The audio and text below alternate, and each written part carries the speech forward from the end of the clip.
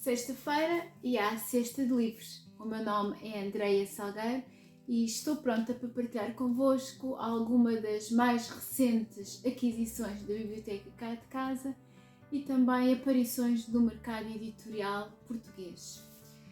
O primeiro livro que eu quero partilhar convosco é este livro assim alto, não publicado em Portugal. Trago aqui a tradução alemã, ou melhor, a edição alemã.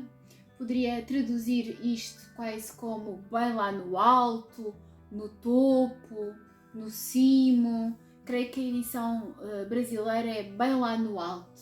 E reparem no esguio que este livro é. Dá-nos logo esta ideia mesmo de altura. Seria diferente, se pensarmos aqui em conjunto, seria diferente se este livro tivesse como título bem lá no alto e depois fosse baixinho. Portanto, há aqui quase uma concordância entre o seu formato e o título.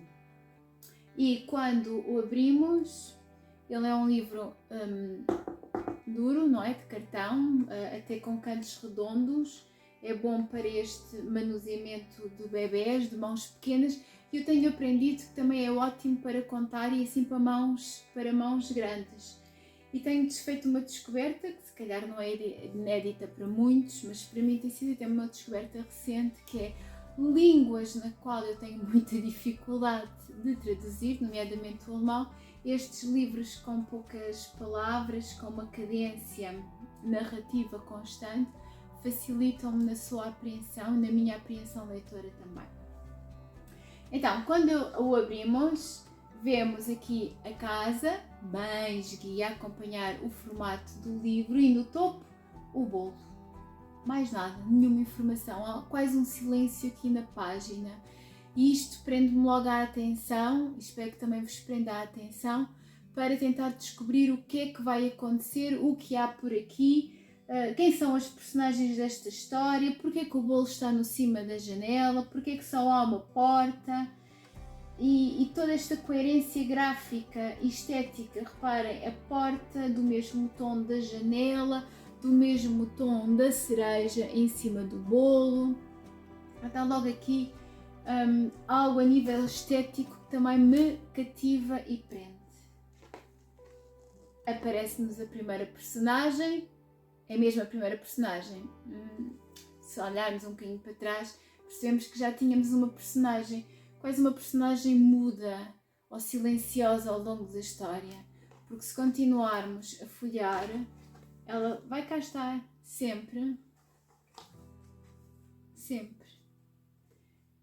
e vai se aproximando da casa. Reparem, é como um pulinho, os chamados pulinhos de pardal. Aqui será um pulinho de um corvo, de uma gralha, vai se aproximando da casa. Há uma narrativa paralela que leva depois a um desenlace da história. Mas como eu estava a dizer, esta primeira quebra, este primeiro silêncio é muito importante para nos cativar, nos captar a atenção e querermos continuar a folhear e saber mais. Aparece-nos a primeira personagem, o urso, está muito interessado no bolo no topo desta casa, mas não consegue lá chegar. Chega ao porco, também se mostra deliciado com a iguaria. Começam aqui a formar uma cumplicidade, uma cooperação. É também um livro sobre cooperação e entreajuda para um objetivo comum. E novamente reparem como mesmo esta construção, esta artimanha para chegar ao bolo, é também ela em altura, na sua verticalidade. Portanto, este é todo um livro na sua verticalidade de narrativa, estética e de formato. Cá está. Série de animais muito próximos de todos nós: o urso, o porco, o cão, o coelho, a galinha, o sapo. O sapo tenta realmente e depois a menina tira o bolo. O pássaro aparentemente é o único. Lembram-se do pássaro quieto? Afinal não estava assim tão quieto, porque aparentemente é o único feliz nesta história. E podemos até criar um suspense e terminar a história, o livro aqui, porque realmente não conseguiram o objetivo, que era roubar ou pelo menos alcançar o bolo. A janela fechou-se, parece uma narrativa fechada, mas afinal este também é um livro sobre partilha e a menina foi buscar o bolo não para guardar para si, mas para partilhar com todos os outros animais. E de repente, com esta troca, a verticalidade transforma-se em horizontalidade. E até podemos pensar, se quisermos ir a outras camadas de leitura, podemos pensar sempre em ordenar os animais por altura. Reparem como faz uma diagonal. A chegada deles é do maior para o mais pequeno para o maior, o mais pequeno a comer se calhar o bolo primeiro. Pronto, deixo realmente à vossa imaginação as narrativas, as histórias que podem fazer com este bem lá no alto, bonito de se contar, também extraordinário de se mostrar. Reparem como ele fica aqui fixo na sua verticalidade. Bem lá no alto, aqui uma edição da Peter Hammer Verloc e é da autoria da Susan Straver. Não sei se estou a dizer isto muito bem, mas estou a tentar, pelo menos. Primeiro o livro da sexta mostrado. Vamos mais um livro aqui da sexta, é assim fresquinho, uma novidade e eu queria já muito partilhar porque me aqueceu o coração. É a mais recente obra no mercado do Neil Gaiman, Do que precisas para não ter frio. Mas seria injusto dizer que esta é uma obra só dele, porque o texto sim, ou se calhar não, porque isto começou em 2019, creio eu, 2019, 2020, quando ele lançou no Twitter a ideia de o que é que vocês precisam para não ter frio. E as pessoas foram lançando ideias, creio que mais de 1000 ideias de propostas para não se ter frio. Ele compilou aquelas que ele achou as melhores, juntou aquilo que ele também achou serem ideias para não ter frio e nasceu um poema que depois foi ilustrado não por um, não por dois, não por três, não por quatro, não por cinco, mas por 1, 2, 3, 4, 5, 6, 7, 8, 9, 10, 11, 12, 13, a contar com a capa, 13 ilustradores que fazem parte deste projeto, que também tem um caráter de dádiva, porque parte das receitas vão para uma associação de refugiados, creio que é assim. E depois, como é algo que eu até costumo dizer em algumas oficinas que eu faço, como a cor une o traço.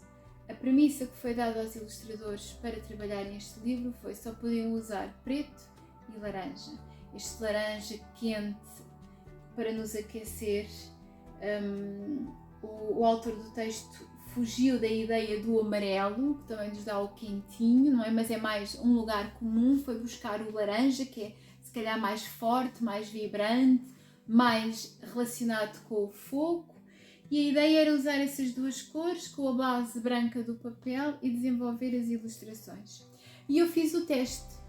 Peguei neste livro, pulo nas mãos de um leitor e só a 2/3 do livro é que ele percebeu. Está aqui qualquer coisa na ilustração que não é bem igual, ele vai mudando. Ou seja, só a 2/3 é que ele percebeu que a ilustração não era toda feita pela mesma pessoa. Vamos abrir aqui o prefácio, explicar-nos o projeto, o início, aqui como esta, quase que parece uma cor direta, mas não é, andei aqui à procura dos pontinhos, é feita a 4 cores, embora seja realmente muito bem conseguida, muito vibrante, este laranja intenso, harmonioso até, que vai unir toda esta narrativa visual. E depois sabem quando nós vamos às apresentações do livro para perceber ou para descobrir aquilo que não conseguimos descobrir em casa, sozinhos, com a leitura, que aquelas aqueles mistérios, aquelas histórias por trás da história que os autores nos contam. Pois é que neste livro, essas histórias atrás das histórias vêm no fim, onde os ilustradores, nos trechos que ilustraram, nos dizem a ideia, a motivação, o conceito para desenvolverem o texto visualmente nesse plano de página. E é muito interessante. Por exemplo, o Benji Davis diz que, vou-vos mostrar a ilustração dele, aqui, que ilustra só este pedacinho de texto que diz: ao enfrentarmos as águas fundas dos oceanos. Ele diz que queria retratar o medo de embarcarmos numa perigosa viagem longe de casa e sugerir que ao longo dos séculos, por uma míriade de razões, as pessoas fugiram das suas terras em busca de refúgio, sendo que há sempre um ou dois guardiões para alumiar o caminho. Cá estão eles, em baixo.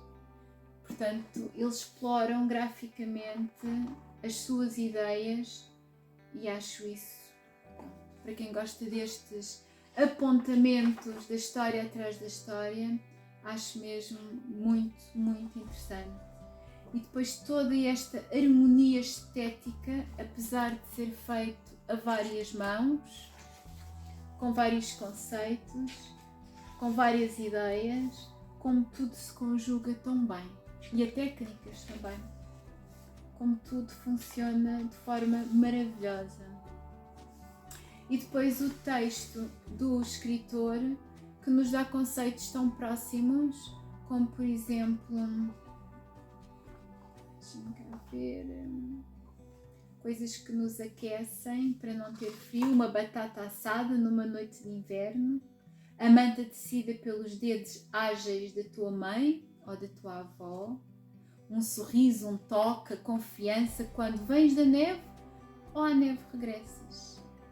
O plim, plim, plim dos velhos aquecedores que despertam numa casa antiga. Fez-me logo ir assim para debaixo dos cobertores e ouvir os aquecedores a óleo quando estão com aqueles estalitos. Vou enroscar-me só mais um minuto antes de enfrentar o frio. Só mais um. Haja frio para nos fazer querer ler livros debaixo das mantas e deixar-nos embalar por este do que precisas para não ter frio. E às vezes quando pedem prendas de Natal, e agora que o Natal se está a aproximar, não precisamos só de histórias com o Pai Natal, só de histórias sobre presentes. Aqui estão muitos presentes para nos lembrarmos de não ter frio e de não fazer que os outros tenham frio. Cesta de livros cheia nesta sexta-feira. Tenha uma boa semana.